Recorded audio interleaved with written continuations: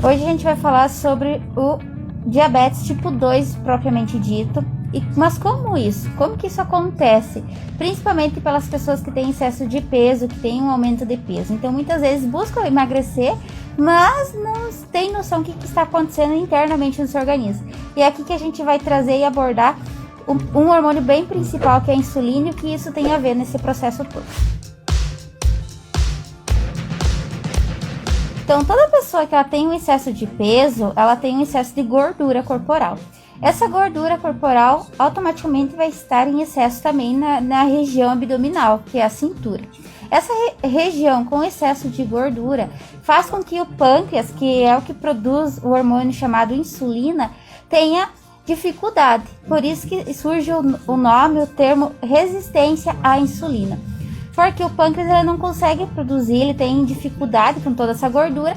E não é só a gordura, por trás tem um sedentarismo, uma má alimentação, hábitos ali que influenciam nesse processo, certo? Então essa resistência à insulina torna a pessoa mais propícia a desenvolver um diabetes tipo 2, que é totalmente diferente do diabetes tipo 1 e diabetes tipo gestacional, ou entre outros, que são os 3 mais conhecidos. Então hoje o nosso foco é o emagrecimento, o excesso de peso, relacionando o excesso do peso com a insuficiência à insulina, que se torna diabetes tipo 2. Então tem um grande mito por trás disso. A pessoa fez bariátrica, curou a diabetes. A pessoa emagreceu, curou o diabetes. O que acontece? Nesses casos, a pessoa tinha um diabetes tipo 2, que é o que a gente vem salientando. Já pessoas que têm diabetes tipo 1 não tem cura. O diabetes tipo 2 pode ter cura, sim, se a pessoa emagrecer os quilos que ela precisa, se ela mudar os seus hábitos alimentares, se ela deixar de ser sedentária, começar a fazer exercício físico regular, se ela mudar, então, toda a questão. Então, ela pode, não quer dizer que vai curar, obviamente. Então, pode, sim, o diabetes tipo 2, salientando, reverter o caso e ter, então, o pâncreas voltar a produzir insulina. Ele voltando essa produção, ele vai ser mais resistente, vai produzir insulina e vai conseguir dar conta da glicose que vai ser metabolizada ali pelo consumo dos alimentos e ser levada então na corrente sanguínea.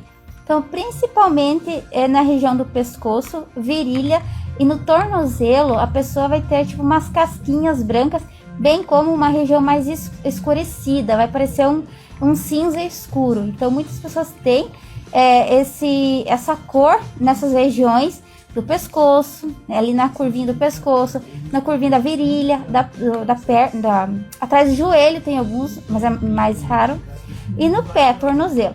Então cuidado, e às vezes ela começa a coçar, então ela vai coçar, mas não sabe do que é isso, e às vezes vai em algum médico de pele e acha que não é nada e está tudo bem, mas esse é um principal sintoma do que o corpo está precisando produzir, o pâncreas está precisando produzir mais insulina, e essa pessoa está com excesso de insulina no corpo então. Mas por que esse excesso? Porque o pâncreas está ali produzindo para manter a glicose no alvo, no equilíbrio, para dar conta daquela glicose no sangue, daquele açúcar dos alimentos provenientes. Então é um dos sintomas. Outro sintoma bem marcante é atrás dos braços, na região posterior, alguns pontinhos branquiçados, parece umas casquinhas brancas também. Isso é outro sinal de excesso de consumo de carboidratos e insuficiência, então, de insulina. Então, é um outro ponto bem marcante. Como que funciona, então, esse diagnóstico? Tanto quando havia as campanhas na praça ou na unidade básica de saúde, tem aquele testezinho do dedo.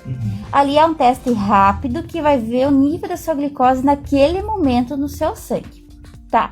Agora a gente tem um outro exame mais elaborado, que é com sangue também, na qual você precisa ir em jejum, em um laboratório específico, fazer a retirada do sangue e vai ser um exame chamado hemoglobina glicada.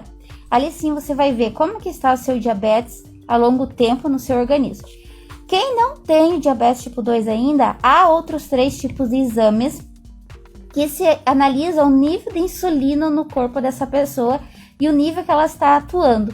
Por exemplo, se der fora das taxas, vai saber se a insulina está em alta taxa, quer dizer que ela está se tornando insuficiente para o organismo e o pâncreas está ali produzindo e não está dando conta na glicose. Então, o primeiro tratamento é a pessoa buscar emagrecer nesse processo, Quando a gente fala emagrecimento saudável, quer dizer isso, buscar a causa do problema que a pessoa está aumentando de peso e emagrecer por algum objetivo, por uma doença, isso se chama prevenção. Segundo ponto é fazer esses exames, onde o nutricionista solicita também, ou o médico, e avaliar como que está a taxa de glicose e insulina no seu organismo. A partir disso também vai se cuidar, onde vai dizer quais são os alimentos que aceleram esse emagrecimento, quais são os alimentos que controlam a taxa de glicose no sangue. Isso é a prevenção.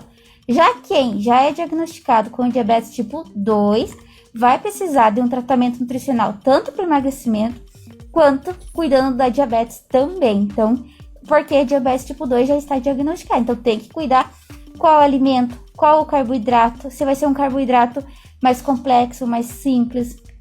E o que é carboidrato? São os alimentos realmente de fontes de bastante energia.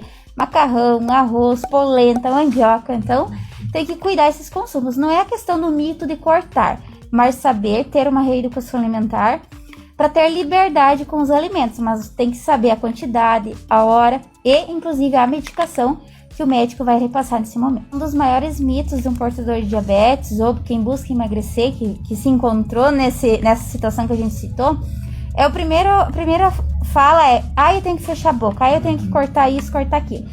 Claro que a reeducação alimentar, ela vem te orientar a evitar os alimentos que não são saudáveis, os refrigerantes, os alimentos processados, claro que vai orientar, mas você não vai precisar cortar.